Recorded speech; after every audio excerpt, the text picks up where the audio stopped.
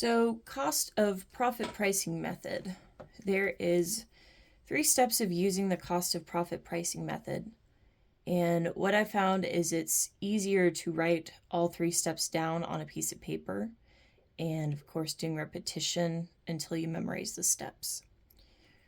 So here are all 3 steps. I'm going to get a new pen. Let's see what my choices are today. I thought it was that good. See if you can see this. I think that's too light. Hang on, give me one sec, guys.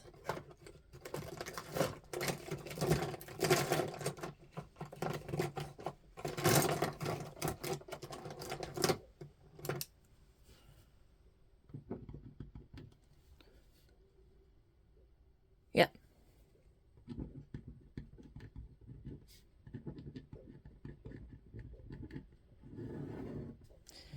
All right. So step 1, add all cost.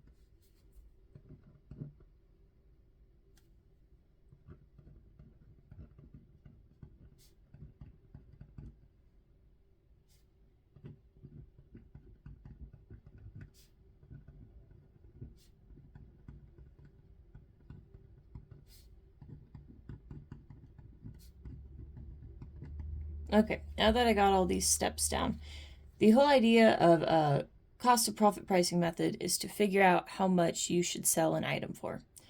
So in the question, you're going to have a bunch of numbers, and with those numbers, you're going to add them all together, and you're going to find your total percentage. From there, you're going to use the standard formula, which is 100 minus whatever you found in step 1, that total cost percentage. And that's going to get you the desired food cost percentage. And a food cost percentage always helps us determine how much to sell something from based on your raw food cost. So you're going to go to step 3. You're going to take that raw food cost. You're going to divide it by the desired food cost that we found in step 2. And that's going to get you the selling price, which is your final answer. So here's an example. A restaurant has a 20% fixed cost, a 15% variable cost, a 20% labor cost, and a 10% profit cost.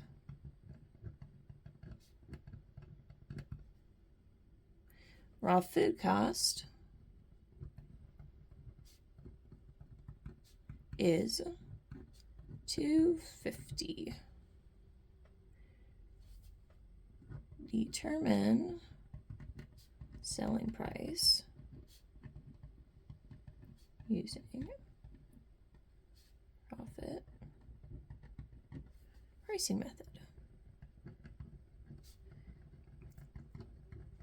And if you do or don't know, there are several different formulas to find the selling price, and it will say in the question which specific formula you want.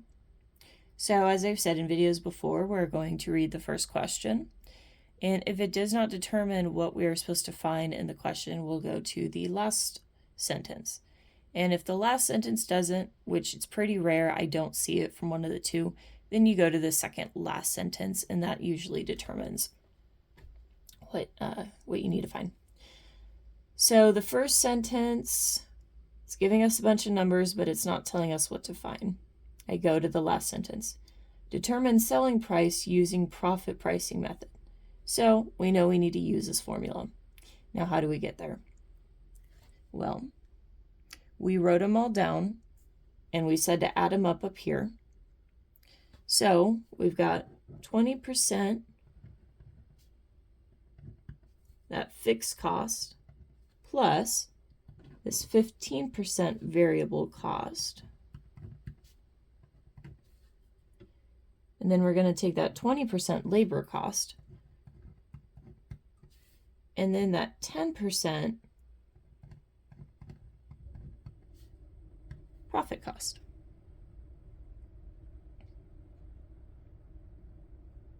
That's going to be 65%.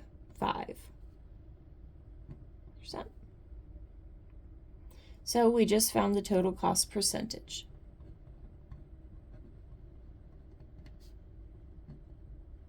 Now let's go to step 2. Well, we already have the information. So step 2. We already have all the information to solve it, because all we needed was this one. So 100 minus 65%, that's going to be 35% desired food cost. So let's go to the last step.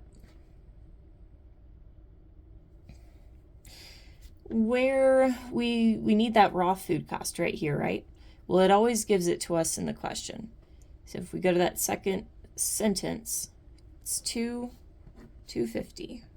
So 250. Now notice we are doing decimals. So we're going to have to make that decimal too. So 250 raw food cost divided by the desired food cost, 0.35. That's going to get you a number of $7.14. And that is your selling price. If you didn't get all that, I think the reason that I may get it wrong is because you change the decimal into a whole number.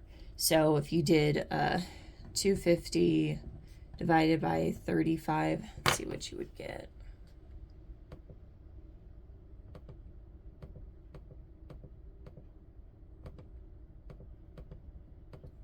Yeah, so you would get 0.0714. So I don't think you're going to sell it for 7 cents. So you would automatically know, I'm not going to sell for that, obviously. So what if I do 0.35? And sometimes that's just the problem, is you're just using the wrong unit, which is very easy to do. So I mean, you can also easily mess up, like here, if you did, well, I guess no, you wouldn't on that one. But I guess what I'm trying to say is I still mess these up, even if it's units. But if you see this and that discourages you and you're like, oh no, well, it's 0.714, I don't know how to do it, I'm nervous about time, I'm just going to guess answer A, because it's $8 or $9 and that sounds like something you would sell. Don't do that, because you have time to do it. I know they say spend like 3 to 5 minutes on it. I've spent longer sometimes if I felt I needed to, and you have 3 hours in this test.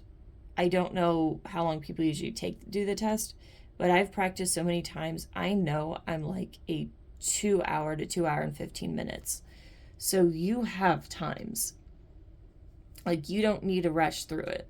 You can mess around with the numbers more. You don't need to just stop because you don't know what the answer is and because you just got to this last part and you're like, well, it's not 7 cents. I don't know what I'm doing. You have time to keep going. Let's do, I already basically said that.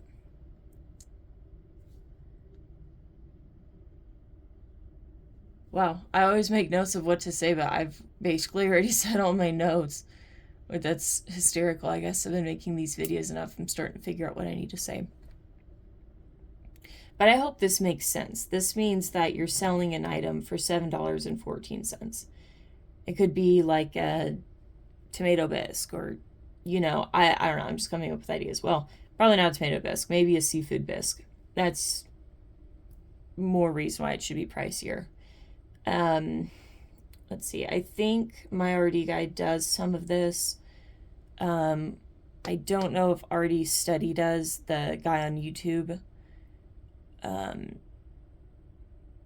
I think he does. And I want to say she does too, because I'm pretty sure that's where I learned her. I think Already One and Done does some math. I didn't have her program for that long, so I'm trying to kind of remember what she did exactly. But she does really, really good in clinicals. I will say that. She does really good with clinicals. And some other topics like amino acids, she does really good with that stuff. So there's some other people to reach out to if you don't quite understand what I just did, how I just did it, or if you just want some more practice on how to do it.